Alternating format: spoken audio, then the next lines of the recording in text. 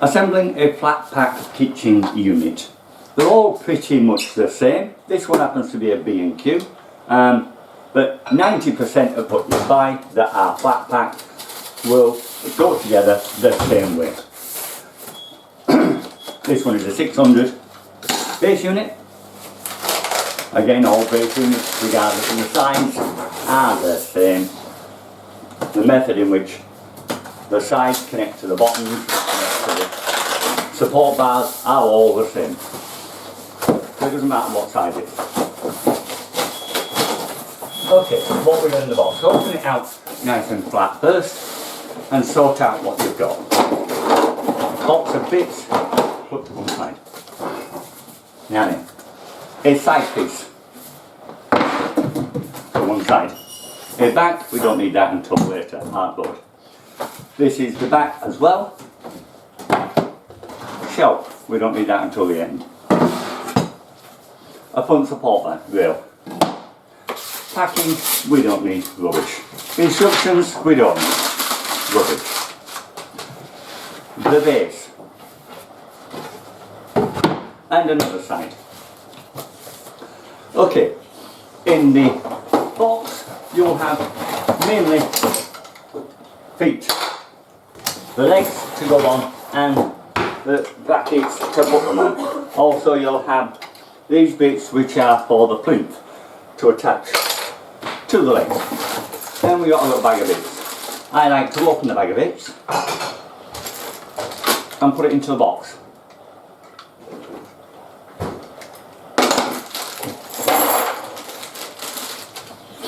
Right, in the bag of bits, when I can disassemble the screw that's locked into the one I picked up, you've got locking nut and connecting pins. They go together, they're a set. Dowels. Brackets for supporting, for securing it to the wall and to the worktop.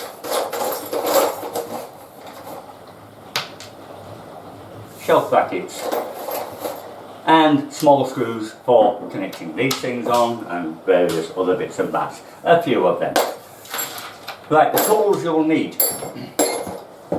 A hammer, that is only for putting the feet on. You don't need anything else, and you don't need anything else. Lightly for doing the dowels if you need to, if you can't push them in, but just lightly.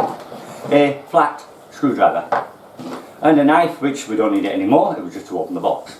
So really, them's the only two tools you need. Right, to start off with, the base. Now you know it's the base because it's got so many holes in the bottom, and that is the back because of the slot. So this is the underside, that's the top side. On the underside you've got legs for, you've got holes for the connecting rods and for the feet. You know which is which because the connecting rods have got holes going through that way. The feet one haven't. So therefore you need the feet putting into them. These are the feet. You put them into the hole with this lug facing inwards. Don't have it facing towards the plinth, it will stop your plinth going on. Then you need to hammer that centre pin down, which will stop the thing coming back out again. There is screw holes as well for you to put some of them little screws in should you want to. At this stage I'm not going to.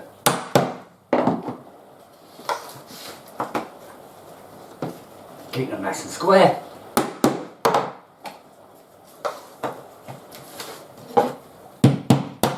Like so. And then put the feet in, and that bit then, you're not going to forget them.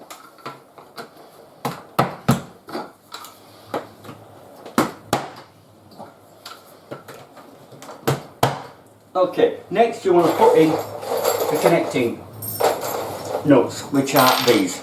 Now when you're putting these in, they've got a screw head on one end, that's the side you want up, and then it's got an opening part, that wants to face the hole that's going through the side, so it's facing outwards, and then just put them in. If you put them in the wrong way, you can easily turn them with a screwdriver, just don't put them in upside down, because it's very difficult to get them back on.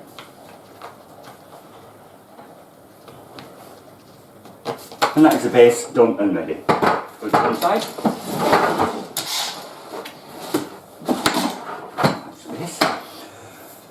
This piece is for the front. It sits on the top there, the front of the cabinet. In there we need just 2 of these connecting bolts. One in there and one in there, and that's done and ready. Then this piece is for the back, which will sit there, and you can tell it's got the rebate there for the cardboard that goes in the back. This wants 4 of the connecting nuts.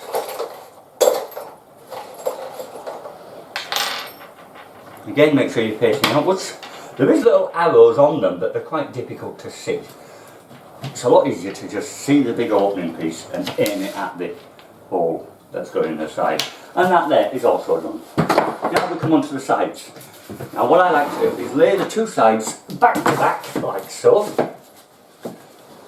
So you've got the rebates for the hardboard in the back there. That way you know that's the top, that's the bottom, or vice versa, whichever way round you want to go. You know you're doing the mirror on the same. Okay, start off with then. We'll go with this one because it's the closest to us. This is going in the back there. It's got 2 connecting bolts, so we need 2 connecting rods. These things. And you just push them in 10 holes. They're very loose, very slack. Don't worry about that. That's normal. They tighten up. As you tighten the nut onto it, it pushes it down a bit like a wall plug and grips into the country board. Like so. Very easy. So that's that one. Then we've got the small one, which is going at the front. Now, note when you're putting these things together, always these are facing outwards. So you can't see them from inside the cupboard. You don't want to see assembly bits inside the cupboard. So 2 holes.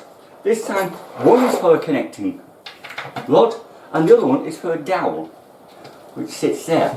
Now, they're a bit tight, so gently, I mean gently, because you'll push it through the other side if you do it too hard. Gently put that in. Now, mirror that the other side. Don't do it here. The other side completely. There. This is why we have them back to back. Otherwise, it's very easy to confuse which one you've done and put them in the wrong place. I mean, you come to assemble it, things don't go together. Okay, the bottom, you've got the 2 connecting lugs, which are there and there. Inner from them, you've got 2 more holes, which are for dowels, and then a centre one for dowels. So, on the side pieces, you've got 2 connecting lugs are the 2 outermost holes. There. And then the other 3 are for dowels.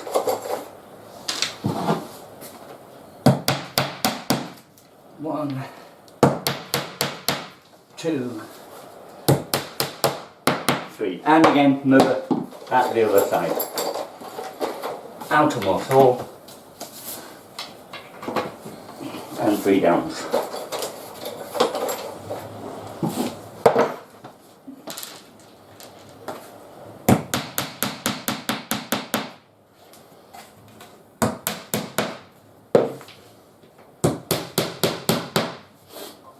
Okay, now this stage we can, if we want, start putting these brackets on. These are for the worktop, and to put it there would be to fasten it to the wall. You don't need it at the front. That bar will secure your worktop there. Also, these carcasses are universal. They're for many jobs. If it is for, say, a drawer unit, you'll have a drawer packs to go in. At this stage, you want to be putting your drawer runners on. You've got the holes all ready for them, marked out where you're going to put them. Assemble it now. If you know which it's going to go, you can put your hinges on at this point. Me, I'm just going to put in my shelf brackets. And I'm putting them dead centre. You can tell dead centre because of these holes here. Facing upwards, like so. And that's all I want to do.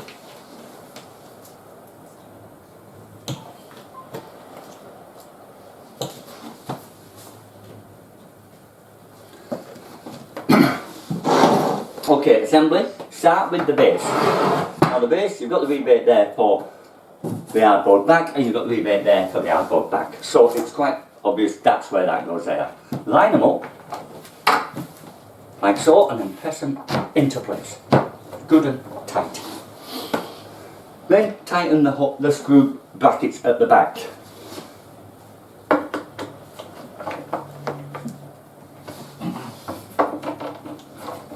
It's just a slotted screw, put it in place and twist it tight. It's a little bit difficult to see on camera on that one, but I'll show you on this. Now place the back into the groove.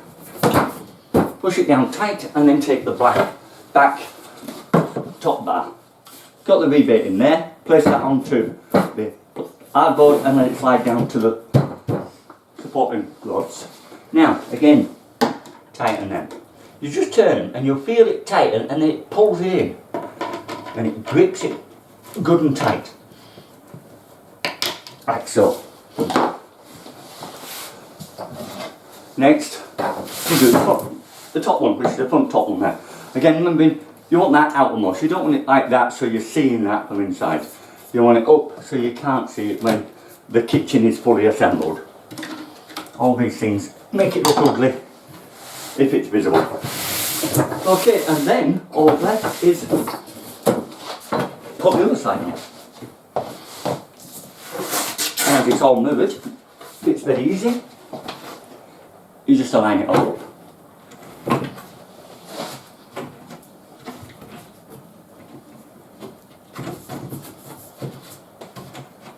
Like so. There, yeah.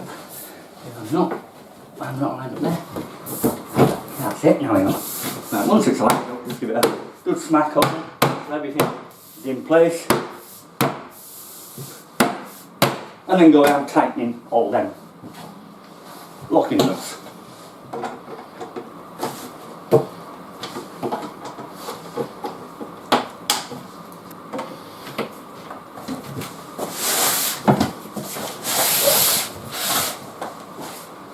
And the last two at the bottom.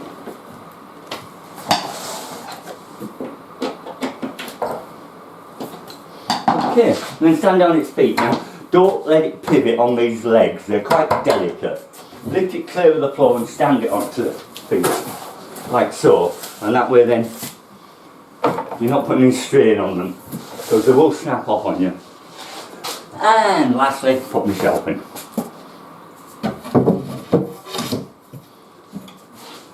And that's it. That is how to assemble a very basic, simple, flat pack kitchen unit. Okay, if you've got any questions, stick your comments in the bottom and I'll get back to you as soon as I can. Otherwise, thanks for watching. Bye for now.